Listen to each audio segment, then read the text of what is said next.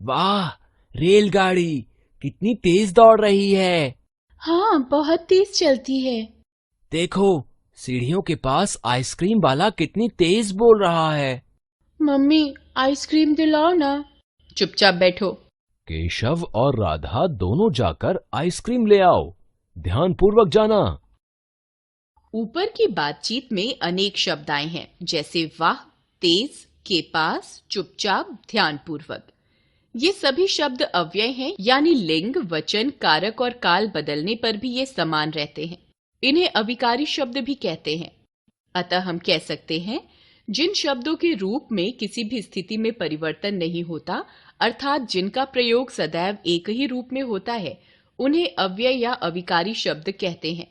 अव्यय शब्दों के कुछ अन्य उदाहरण: आगे, पीछे, नीचे, प्रतिदिन, अचानक, अकस्मात, चुपचाप, वस्तुतः, दूर, पास, क्योंकि, अगर, मगर, सावधान आदि। अव्यय के भेद: अव्यय या अविकारी शब्द 5 प्रकार के होते हैं: क्रिया विशेषण, संबंध बोधक, समुच्चय बोधक, विस्मयादि बोधक, निपात। क्रिया विशेषण: रम्या, सीढ़ियों पर धीरे धीरे चढ़ो और ऊपर रखे कपड़े उतार लाओ। सुबह से सूख रहे हैं। ठीक है नाना जी। नाना जी ने धीरे धीरे, ऊपर तथा सुबह से शब्द बोले। ये सभी शब्द क्रिया की विशेषता बता रहे हैं। ये क्रिया विशेषण है। अतः हम कह सकते हैं, जो शब्द क्रिया की विशेषता बताते हैं उन्हें क्रिया विशेषण कहते हैं। क्रिया विशेषण की पहचान: क्रिया विशेषण की पहचान के लिए क्रिया शब्दों के साथ कब, कहां, कैसे, कितना, किधर आदि शब्द लगाकर प्रश्न करने पर जो उत्तर प्राप्त होता है वह क्रिया विशेषण होता है। जैसे कालवाचक कब पढ़ोगे, अभी, थोड़ी देर में, कल, परसों, तब आदि। स्थानवाचक कहां पढ़ोगे, अंदर, बाहर, ऊपर, नीचे, भीतर, यहां वहां आदि। रीतिवाचक कैसे पढ़ोगे, बोल बोलकर, चुपचाप, जोर जोर से, मन ही मन, ध्यानपूर्वक आदि। परिमाणवाचक कितना पढ़ोगे, भरपूर, पर्याप्त, काफी, थोड़ा सा आदि। क्रिया विशेषण के भेद: क्रिया विशेषण के 4 भेद होते हैं: कालवाचक क्रिया विशेषण, स्थानवाचक क्रिया विशेषण, परिमाणवाचक क्रिया विशेषण, रीतिवाचक क्रिया विशेषण। कालवाचक क्रिया विशेषण: खबर देखते ही वे तुरंत चले गए। आज बारिश होगी। वाक्यों में तुरंत, आज शब्द क्रियाओं के होने के समय की सूचना दे रहे हैं। ये कालवाचक क्रिया विशेषण हैं। अतः हम कह सकते हैं, क्रिया के होने या करने के समय की सूचना देने वाले क्रिया विशेषण कालवाचक क्रिया विशेषण कहलाते हैं। कुछ अन्य कालवाचक क्रिया विशेषण हैं: कल, परसों, प्रातः, शाम, लगातार, सदा, निरंतर, हमेशा, सदैव, आजकल, नित्य, अभी, जब, बार बार आदि। पहचान: क्रिया के साथ कब और किधर शब्द लगाकर प्रश्न पूछने पर जो उत्तर प्राप्त होता है वह कालवाचक क्रिया विशेषण होता है। स्थानवाचक क्रिया विशेषण: हमारे घर आमने सामने हैं। शहर में चारों ओर धुंध छाई है। आप सब यहां बैठिए। वाक्यों में आमने सामने, चारों ओर, यहां और शब्द क्रिया के स्थान संबंधी विशेषता बता रहे हैं। ये स्थानवाचक क्रिया विशेषण हैं। अतः हम कह सकते हैं, क्रिया के होने के स्थान या दिशा का ज्ञान कराने वाले क्रिया विशेषण स्थानवाचक क्रिया विशेषण कहलाते हैं। कुछ अन्य स्थानवाचक क्रिया विशेषण हैं: इधर, उधर, आगे, पीछे, बाहर, ऊपर, नीचे, पास, समीप, दूर, अन्यत्र, दाएं, बाएं, जहां, वहां आदि। पहचान: क्रिया के साथ कहां शब्द लगाकर प्रश्न पूछने पर प्रश्न के उत्तर में प्राप्त शब्द स्थानवाचक क्रिया विशेषण होते हैं। परिमाणवाचक क्रिया विशेषण: सविता कक्षा में बहुत बोलती है। बच्चे खूब खेले। बच्चा थोड़ा थोड़ा चलने लगा है। वाक्यों में बहुत, खूब, थोड़ा थोड़ा और शब्द क्रिया के परिमाण यानी मात्रा का ज्ञान करा रहे हैं कि वह कितनी हुई है। ये परिमाणवाचक क्रिया विशेषण है। अतः हम कह सकते हैं, जिन शब्दों से क्रिया की मात्रा या परिमाण का ज्ञान होता है उन्हें परिमाणवाचक क्रिया विशेषण कहते हैं। कुछ अन्य परिमाणवाचक क्रिया विशेषण हैं बिल्कुल, जितना, उतना, कम, अधिक, काफी, पर्याप्त, थोड़ा आदि। पहचान: सामान्यतः क्रिया के साथ कितना शब्द लगाकर प्रश्न करने पर जो उत्तर मिलता है वह परिमाणवाचक क्रिया विशेषण होता है। परिमाणवाचक विशेषण और परिमाणवाचक क्रिया विशेषण में अंतर: जब परिमाण यानी मापतौल को बताने वाले विशेषण संज्ञाओं से पहले आते हैं तो वे परिमाणवाचक विशेषण होते हैं, और जब क्रियाओं से पहले आते हैं तो वे परिमाणवाचक क्रिया विशेषण होते हैं। जैसे परिमाणवाचक विशेषण, परिमाणवाचक क्रिया विशेषण। वहां खूब भीड़ लगी है, वह खूब पढ़ता है, यह पर्याप्त धन है, यह तैयारी पर्याप्त है। क्रिया विशेषणों की रचना: कुछ शब्द मूल रूप में क्रिया विशेषण होते हैं, जैसे आज, कल, थोड़ा, कम, ऊपर, नीचे, यकायक, अकस्मात आदि। ऐसे क्रिया विशेषणों को मूल क्रिया विशेषण कहते हैं।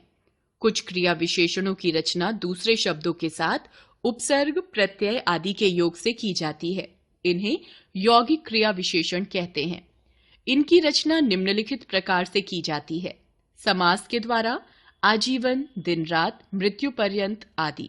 पुनरुक्ति द्वारा, धीरे धीरे, जोर जोर से, थोड़ा थोड़ा, चुपके चुपके आदि। उपसर्ग द्वारा, यथाशक्ति, प्रतिदिन, हर पल आदि। प्रत्यय द्वारा, प्रत्यक्षतः, स्वभावतः, वस्तुतः आदि। अनुकरणात्मक शब्दों द्वारा, टकाटक, फटाफट आदि। विशेषणों द्वारा, एकाएक, संदेहास्पद, हास्यास्पद आदि। परसर्गों द्वारा, के साथ, के भीतर, प्यार से, ध्यान से आदि। रीतिवाचक क्रिया विशेषण: लोग जोर जोर से हंसने लगे, अचानक गाड़ी बंद हो गई। वाक्यों में जोर जोर से तथा अचानक शब्दों से क्रिया के होने के ढंग का पता चल रहा है। ये रीतिवाचक क्रिया विशेषण है। रीतिवाचक क्रिया विशेषणों से क्रिया के निश्चय, अनिश्चय, स्वीकार, निषेध, कारण आदि का ज्ञान होता है। अतः हम कह सकते हैं रीति का अर्थ है ढंग या विधि। जिन शब्दों से क्रिया के होने की रीति अर्थात विधि का पता चले उन्हें रीतिवाचक क्रिया विशेषण कहते हैं। अन्य रीतिवाचक क्रिया विशेषण हैं बेशक, निसंदेह, वस्तुतः, अक्सर, धीरे, प्रायः, सहसा, अकस्मात, एकाएक, धड़ाधड़, शीघ्रतापूर्वक, धीरे से, फटाफट, चुपचाप, ठीक, बिल्कुल, सहसा, अवश्य, अतएव, किसलिए, इसलिए आदि। पहचान: क्रिया के साथ कैसे शब्द लगाकर प्रश्न पूछने पर प्रश्न के उत्तर में प्राप्त शब्द स्थानवाचक क्रिया विशेषण होता है। ध्यान दीजिए, एक ही वाक्य में एक से अधिक क्रिया विशेषण भी हो सकते हैं, जैसे बहुत सो लिए, अब उठ जाओ, कबीर वहां शीघ्र ही पहुंच गया। क्रिया विशेषण शब्दों की विशेषता बताने वाले शब्दों को क्रिया विशेषण कहते हैं, जैसे वह बहुत तेज दौड़ता है। क्रिया विशेषण अविकारी शब्द है, किंतु कहीं कहीं इसका अपवाद भी देखने को मिलता है और उसमें विकार यानी परिवर्तन भी हो जाता है, जैसे यह बालक अच्छा लग रहा है, यह बालिका अच्छी लग रही है। कुछ शब्द विशेषण और क्रिया विशेषण दोनों की तरह प्रयोग किए जा सकते हैं, जैसे वह बहुत प्यारी लड़की है, वह लड़की बहुत प्यारी लगती है। मुझे थोड़ा पानी चाहिए, दाल में पानी थोड़ा डालो। संबंध बोधक: आदित्य कहाँ जा रहे हो? मैं टंकी के पास जूस की दुकान से जूस लेने जा रहा हूँ। तुम भी आदित्य के साथ चले जाओ, दिव्या से अपनी पुस्तक ले आना। मुझे दिव्या का घर नहीं पता। जूस की दुकान के पीछे ही उसका घर है, उसके घर के सामने खिलौनों की दुकान है। इन वाक्यों में के पास, के साथ, के पीछे, के सामने संज्ञा पदों को आपस में जोड़ रहे हैं, अतः ये संबंध बोधक अव्यय हैं। अतः हम कह सकते हैं जो अव्यय पद संज्ञा या सर्वनाम के बाद प्रयुक्त होकर उनका संबंध वाक्य के अन्य संज्ञा या सर्वनाम के साथ बताते हैं, उन्हें संबंध बोधक अव्यय कहते हैं। संबंध बोधक अव्ययों की पहचान: संबंध बोधक अव्ययों का प्रयोग हमेशा परसर्ग या कारकीय विभक्ति का, के, की आदि के साथ ही होता है, अन्यथा ये संज्ञा, विशेषण या क्रिया विशेषण बन जाते हैं। ध्यान दीजिए, संबंध बोधक के बिना वाक्य का अर्थ स्पष्ट नहीं होता। क्रिया विशेषण की तरह ही ये भी काल, स्थान या दिशा का ज्ञान कराते हैं। संबंध बोधक के भेद। संबंध बोधक अव्यय के भेद 3 आधारों पर किए जा सकते हैं: प्रयोग के आधार पर, व्युत्पत्ति के आधार पर, अर्थ के आधार पर। प्रयोग के आधार पर संबंध बोधक के भेद। प्रयोग के आधार पर संबंध बोधक के 2 भेद होते हैं: परसर्ग युक्त संबंध बोधक। इन संबंध बोधकों के साथ विभक्ति चिन्ह लगे होते हैं और इनका प्रयोग संज्ञा के बाद होता है, जैसे घी के बिना, स्कूल के पास, डर के मारे, छत के ऊपर आदि। परसर्ग रहित संबंध बोधक। इन संबंध बोधकों के साथ विभक्ति चिन्ह परसर्ग नहीं लगते हैं। ये भी संज्ञा शब्दों के बाद ही आते हैं, जैसे 2 दिन पहले, सेना सहित, पीठ पीछे, चम्मच भर आदि। व्युत्पत्ति के आधार पर संबंध बोधक के भेद। व्युत्पत्ति के आधार पर संबंध बोधक के 2 भेद होते हैं: मूल संबंध बोधक। कुछ शब्द मूल रूप में ही संबंध बोधक होते हैं, जैसे तक, बिना, समेत, भर आदि। यौगिक संबंध बोधक। कुछ संबंध बोधक की रचना प्रत्यय या परसर्ग लगाकर की जाती है, जैसे के जमा पास बराबर के पास, के जमा आगे बराबर के आगे, किनारा जमा ए बराबर किनारे। अर्थ के आधार पर संबंध बोधक अव्यय निम्नलिखित प्रकार के होते हैं: कालवाचक, के पहले, के बाद, के पूर्व, के उपरांत, से पहले आदि। स्थानवाचक, के बाहर, के भीतर, के ऊपर, के नीचे, के बीच आदि। दिशावाचक, के निकट, के पास, के समीप, की ओर, के सामने आदि। संगवाचक, के समेत, के साथ, के संग आदि। तुलनावाचक, की अपेक्षा, के मुकाबले, की बनिस्बत आदि। विनिमयवाचक, के स्थान पर, की जगह, के बदले आदि। साधनवाचक, के जरिए, के द्वारा, के सहारे आदि। समतावाचक, के अनुसार, के सदृश, के समान, की भांति, के जैसा आदि। विरोधवाचक, के विपरीत, के विरुद्ध, के प्रतिकूल, के खिलाफ आदि। व्यतिरेकवाचक, के अलावा, के सिवाय, के बिना, के अतिरिक्त, से रहित, की बजाय आदि। विषय सूचक, के नाम, के विषय आदि। संग्रहवाचक, पर्यंत, तक, भर आदि। उद्देश्यवाचक, के हेतु, के निमित्त, की खातिर, के लिए आदि। कारण सूचक, के मारे, के लिए, के कारण आदि। संबंध बोधक व क्रिया विशेषण में अंतर।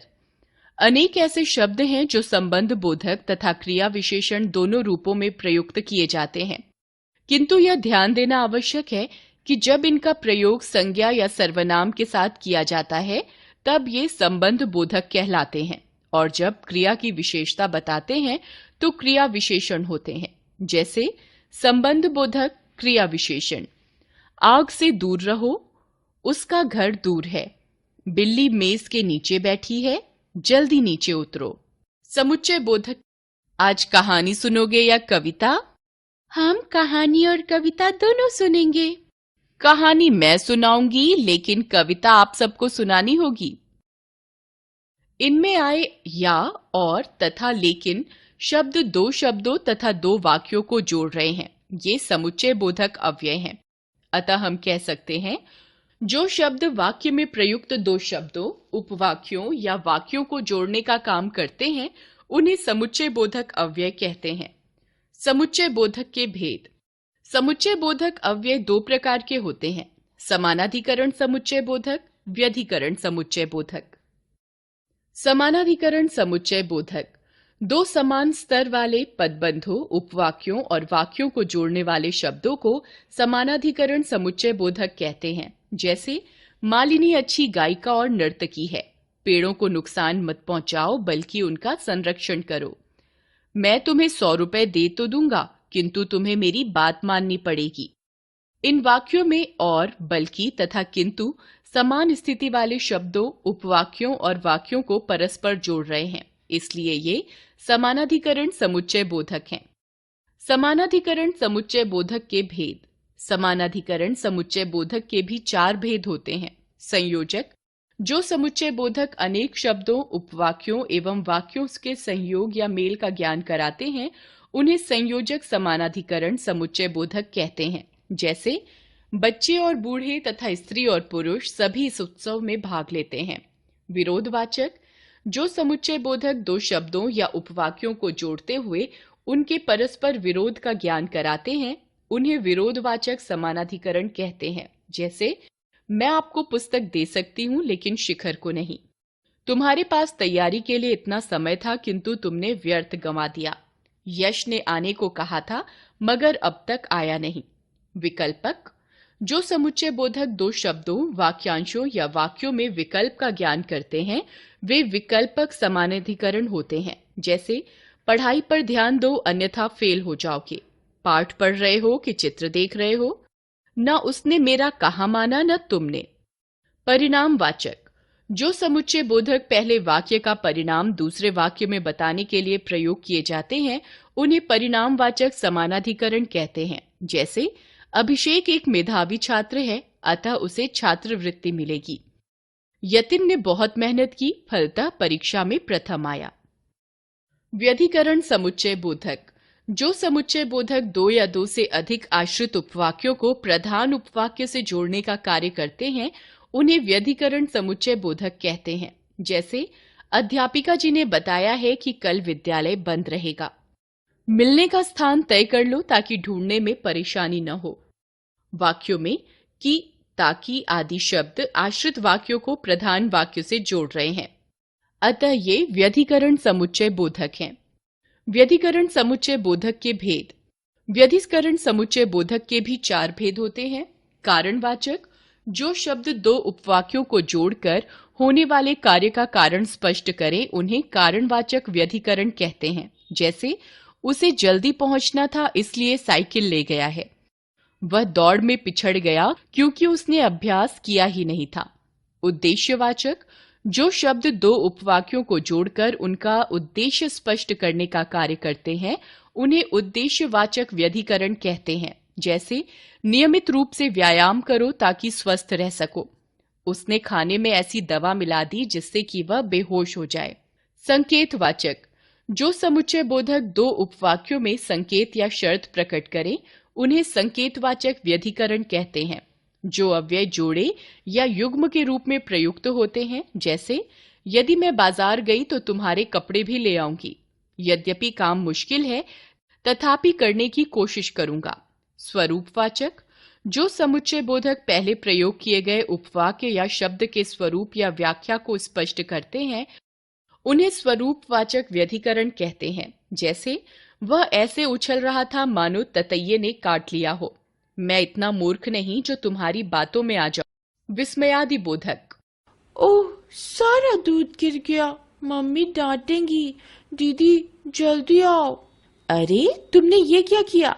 छी छी, चारों तरफ गंदगी फैल गई। इन वाक्यों में ओह, अरे तथा चीची शब्द अलग अलग भावों का बोध करा रहे हैं। ये विस्मयादि बोधक अव्यय हैं। जो अविकारी शब्द हर्ष, शोक, विस्मय, लज्जा, घृणा आदि मनोभावों को व्यक्त करते हैं उन्हें विस्मयादि बोधक अव्यय कहते हैं। विस्मयादि बोधक के प्रकार। विभिन्न मनोभावों को प्रकट करने वाले विस्मयादि बोधक इस प्रकार हैं।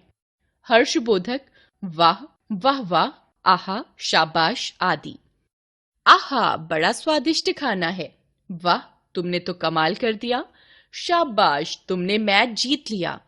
शोक बोधक, ओह, हाय, हाय हाय, उफ आदि।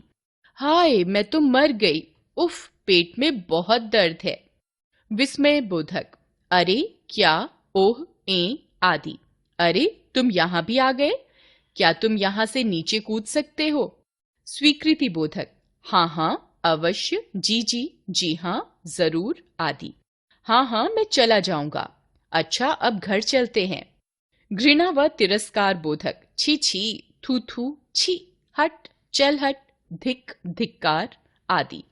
थू थू, इतने बड़े घर की बेटी और ऐसे काम। छी छी, कितनी बदबू आ रही है।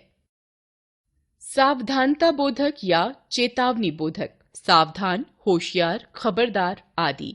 सावधान, सम्राट पधार रहे हैं। होशियार, एक खतरनाक आतंकवादी जेल से भाग गया है। आशीर्वाद बोधक, दीर्घायु हो, सौभाग्यवती हो, खुश रहो आदि। दीर्घायु हो, भगवान तुम्हारी उम्र लंबी करे। संबोधन बोधक अरे, हे, ओ, ए, अजी आदि। अजी सुनिए, क्या आप यह पता जानते हैं? ए लड़के, यहाँ क्या कर रहे हो? क्रोध बोधक चुप, धत, अबे, ओए आदि। अनुमोदन बोधक ठीक, हाँ हाँ हाँ, अच्छा आदि। ध्यान दीजिए, विस्मयादि बोधक अव्यय वाक्य के प्रारंभ में ही आते हैं। वाक्य के अन्य शब्दों से इनका कोई संबंध नहीं होता। इनके बाद विस्मयादि बोधक चिन्ह लगता है। कई बार संज्ञा, सर्वनाम, विशेषण और क्रिया शब्दों का प्रयोग विस्मयादि बोधक के रूप में होता है, जैसे संज्ञा राम राम, सर्वनाम क्या, विशेषण अच्छा, क्रिया चल हट चुप आदि। निपात निम्नलिखित वाक्यों को पढ़िए और समझिए। आपको ही जाना होगा, आपको जाना ही होगा। यहां पहले वाक्य का अर्थ है कि आपको जाना होगा और किसी को नहीं।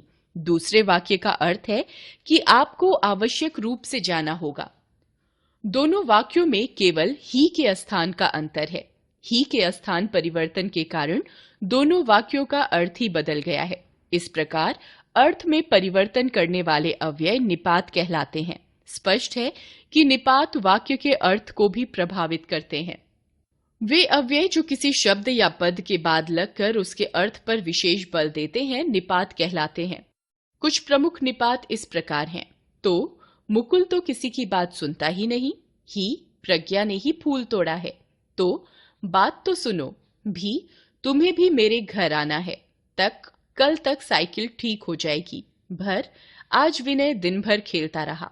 मात्र या केवल माफ कर दो कहने मात्र से माफी नहीं मिलेगी। याद रखें, जिन शब्दों पर लिंग, वचन, कारक का प्रभाव नहीं पड़ता और उनका रूप सदैव एक जैसा रहता है, अविकारी शब्द होते हैं। अविकारी शब्द 5 प्रकार के हैं: क्रिया विशेषण, संबंध बोधक, समुच्चय बोधक, विस्मयादि बोधक और निपात। क्रिया की विशेषता बताने वाले शब्द क्रिया विशेषण कहलाते हैं। क्रिया विशेषण 4 प्रकार के होते हैं: कालवाचक, स्थानवाचक, परिमाणवाचक और रीतिवाचक। संज्ञा या सर्वनाम का वाक्य के अन्य शब्दों से संबंध जोड़ने वाले अव्यय संबंध बोधक कहलाते हैं। 2 शब्दों, उपवाक्यों और वाक्यों को जोड़ने वाले शब्द समुच्चय बोधक अव्यय होते हैं। समुच्चय बोधक के 2 भेद होते हैं: समानाधिकरण तथा व्यधिकरण। समानाधिकरण समुच्चय बोधक के 4 भेद हैं: संयोजक, विकल्प, विरोधवाचक और परिणामवाचक। व्यधिकरण समुच्चय बोधक आश्रित उपवाक्यों तथा मुख्य वाक्य को जोड़ते हैं। मनोभावों का बोध कराने वाले शब्द विस्मयादि बोधक अव्यय होते हैं। निपात किसी शब्द के साथ लगकर उसके अर्थ पर बल देते हैं।